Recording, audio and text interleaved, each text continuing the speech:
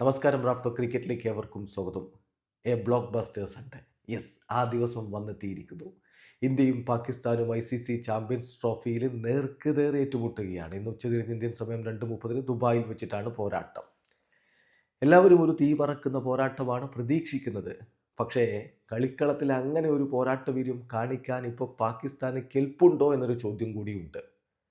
എന്തായാലും കളി എപ്പോഴും ആവേശകരമാണ്. ഇന്ത്യ പാകിസ്ഥാൻ മത്സരങ്ങൾ ആരാധകർ ആകാംക്ഷയോടുകൂടി ഉറ്റുനോക്കുന്ന ഒന്നാണ്. ഇവിടെ സാഹചര്യങ്ങൾ ടീം ഇന്ത്യക്ക് അനുകൂലമാണ്. വെറുതെ പറയുന്നതല്ല. പാകിസ്ഥാൻ പുറത്താവലിൻ്റെ വക്കിലാണ്.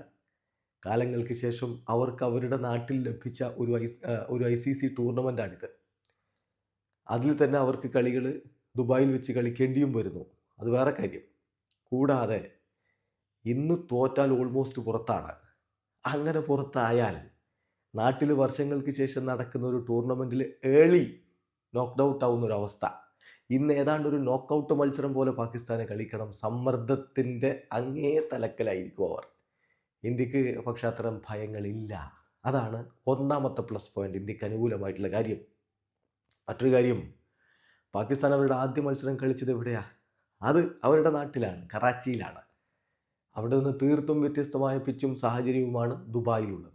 ടീം ഇന്ത്യക്ക് ഇവിടെ അനുകൂലമാവുന്ന ഘടകം, ഇന്ത്യ ഇവിടെയാണ് കുറച്ച് ദിവസങ്ങളായിട്ടുള്ളത്, ഈ ഗ്രൗണ്ടിലാണ്. ഈ ഗ്രൗണ്ടിൽ ഇപ്പോൾ ഓൾറെഡി നമ്മളൊരു കളി കളിച്ചു, ജയിച്ചു. ആ പിച്ചിൻ്റെ സ്വഭാവം എന്താണ് എന്നുള്ളതിനെക്കുറിച്ച് വ്യക്തമായ ധാരണ നമുക്ക് കിട്ടിക്കഴിഞ്ഞു. സോ ആ ഒരു അഡ്വാൻറ്റേജ് കൂടി നമുക്കുണ്ട്. സാഹചര്യങ്ങളോട് പാകിസ്ഥാനേക്കാൾ ഇണങ്ങി നിൽക്കുന്നത് ടീം ഇന്ത്യയാണ്.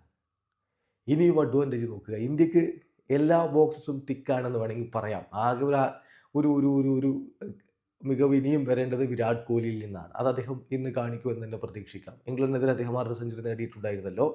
അതിൻ്റെ തുടർച്ച നമ്മൾ പ്രതീക്ഷിക്കുന്നു. ഇപ്പോൾ ടോപ്പ് ഓർഡർ രോഹിത് ശർമ്മയാണെങ്കിലും ശുഭ്മൻ ഗില്ലാണെങ്കിലും കിടിലൻ ഫോമിൽ. ഗില്ല് വല്ലാത്തൊരു ഫോമിലാണ്. അതുപോലെ തന്നെ ശ്രേയസ് അയ്യർ കഴിഞ്ഞ കളി മോശമായെങ്കിലും അദ്ദേഹം ഇംഗ്ലണ്ടിനെതിരെ കളിച്ച് നമുക്കറിയാം. ആ ഫോമിൻ്റെ തുടർച്ച നമ്മൾ പ്രതീക്ഷിക്കുന്നു. KL രാഹുൽ സാഹചര്യത്തിനനുസരിച്ച് കളിക്കാൻ കഴിയും. നമുക്ക് നമ്പർ 8 വരെ മികച്ച ബാറ്റർമാരുണ്ട്. എന്ന് പറഞ്ഞാൽ 3 ഓൾറൗണ്ടർമാർ നമ്മുടെ ശക്തി വല്ലാതെ വർദ്ധിപ്പിക്കുന്നുണ്ട്. ഈ പിച്ചിന് അനുകൂലമായ രൂപത്തിലുള്ള സ്പിൻ ബൗളേഴ്സ് നമുക്കുണ്ട്. അതുപോലെ തന്നെ ഷമി തൻ്റെ ഫോം ICC ടൂർണമെൻ്റ് ആകുമ്പോൾ എങ്ങനെ തിരിച്ചു പിടിക്കുമെന്നുള്ളതിൻ്റെ മകുടോദാഹരണമാണ് കഴിഞ്ഞ കളി. അപ്പോൾ എല്ലാ ബോക്സസും നമുക്ക് ടിക്കാണെങ്കിൽ പാകിസ്ഥാൻ ആകെ ആദ്യമാണ്. അവർക്ക് ഫക്കർ സമന നഷ്ടപ്പെട്ടു. അത് വലിയ തിരിച്ചടിയാണ്.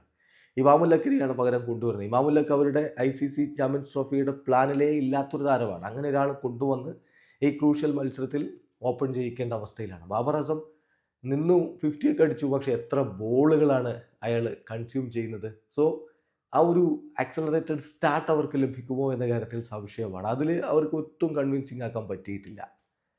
അതുപോലെ തന്നെ അവരുടെ മധ്യനിരയൊക്കെ കഴിഞ്ഞ കളിയിൽ ഇങ്ങനെ വീഴുന്ന കാഴ്ച കണ്ടു. അതും നല്ല ബാറ്റിംഗ് പിച്ചിലായിരുന്നു അവരങ്ങനെ കളിച്ചത്. ഒടുവിൽ കുഷ്തിൽ ഷായുടെയൊക്കെ കുറച്ച് അടികളാണ് അവർക്ക് എന്തെങ്കിലും ഒരു ആശ്വാസം കൊടുത്തത്. പക്ഷേ വലിയ തോൽവിയാണ് അവിടെ തോറ്റത്. അതോടുകൂടി നെറ്റ് റൺ റേറ്റിൻ്റെ പ്രഷറും അവർക്കുണ്ട്. സോ ഇന്ത്യക്ക് എല്ലാ ബോക്സസും ടിക്കാണെങ്കിൽ പാകിസ്ഥാനെ എല്ലാം ക്ലിക്കാവേണ്ട ഒരു അവസ്ഥയാണ് നിൽക്കുന്നത്. നെറ്റ് റൺ റേറ്റിൻ്റെ കാര്യത്തിലേക്ക് വന്നാൽ പാകിസ്ഥാന് കഴിഞ്ഞ കളിയിലെ വമ്പൻ തോൽവി പ്രശ്നമാണ്.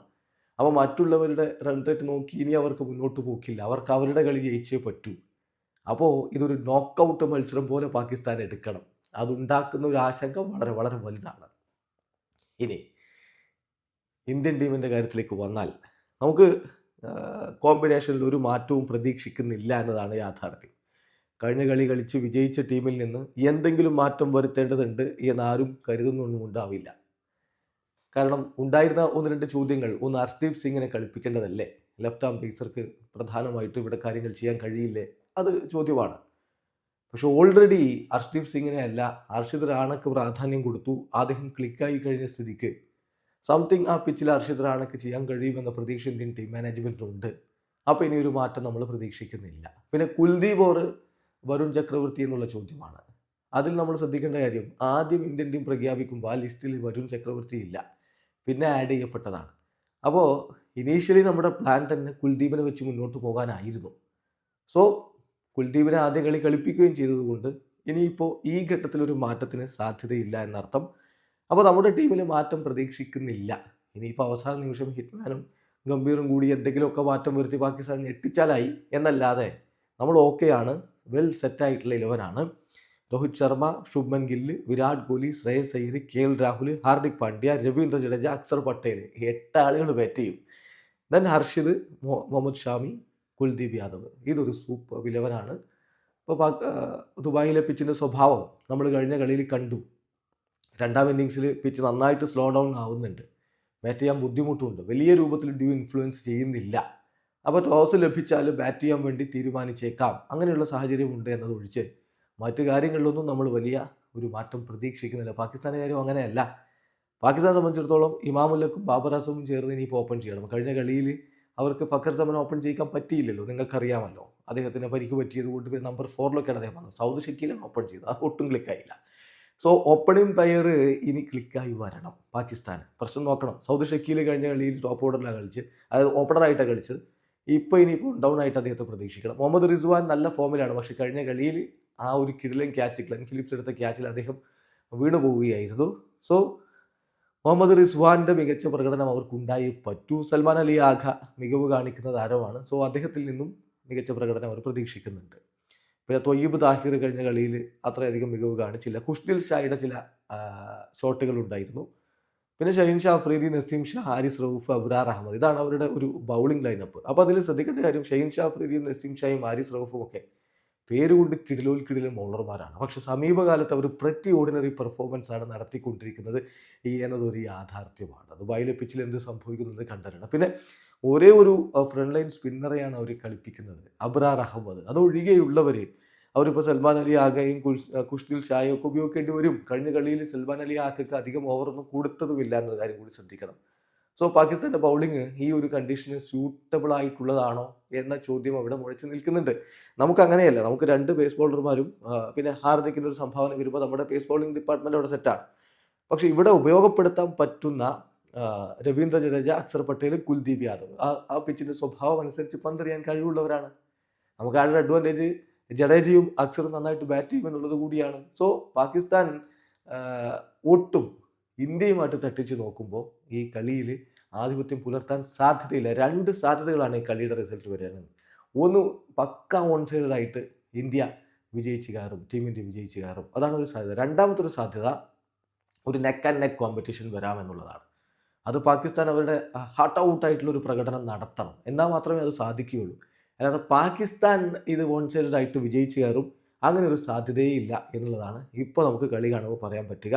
ഇനിയിപ്പോൾ ഇത് കളിയാണ്, എന്തും സംഭവിക്കാമെന്നൊക്കെ പറഞ്ഞ ആളുകൾ വരും. ശരിയാണ്, അങ്ങനെയൊക്കെ തന്നെയാണ്. ക്രിക്കറ്റാണ്, ഓരോ ദിവസവും എന്ത് വേണമെങ്കിലും സംഭവിക്കാം. അതൊക്കെ സമ്മതിക്കുന്നു. ഒരു ടീമിനെയും വില കുറച്ച് കാണുന്നുമില്ല. പക്ഷേ നിലവിലെ സാഹചര്യങ്ങൾ വെച്ച് നമുക്ക് ഇതൊക്കെയാണ് പറയാൻ കഴിയുക എന്നുള്ളതാണ് യാഥാർത്ഥ്യം. ഇന്ത്യക്ക് തന്നെയാണ് ആധിപത്യമുള്ളത്. ഒരുപാട് അനുകൂല ഘടകങ്ങൾ ഇവിടെ നമുക്കുണ്ട് എന്നുള്ളതൊരു യാഥാർത്ഥ്യമാണ്. പിന്നെ ഇനിയിപ്പോൾ ഇവിടെ ഒരു പ്രതികാരം എന്ന രൂപത്തിൽ എന്തെങ്കിലും ബാക്കിയുണ്ടെങ്കിൽ അതങ്ങ് തീർത്തേക്കണം. അത് 2017 ചാമ്പ്യൻസ് ട്രോഫി, ഇതിന് മുമ്പത്തെ ചാമ്പ്യൻസ് ട്രോഫി 2017 നടന്നത്. അന്ന് ഫൈനലിൽ പാകിസ്ഥാൻ ടീം ഇന്ത്യയെ 180 റൺസിന് തോൽപ്പിച്ചിട്ടുണ്ടായിരുന്നു. അന്ന് അവരുടെ വിജയശില്പിയായിരുന്ന ഫക്കർ സമൻ സെഞ്ചുറി നേടിയിട്ടുണ്ടായിരുന്നല്ലോ. ആ ഫക്കർ സമനൊന്നും ഇല്ല. എന്നാലും അവരുടെ ടീമിൽ ഉണ്ടായിരുന്ന ബാബർ അസമിനെ പോലുള്ളവർ ഇപ്പോഴും അവരുടെ സ്ക്വാഡിലുണ്ട്.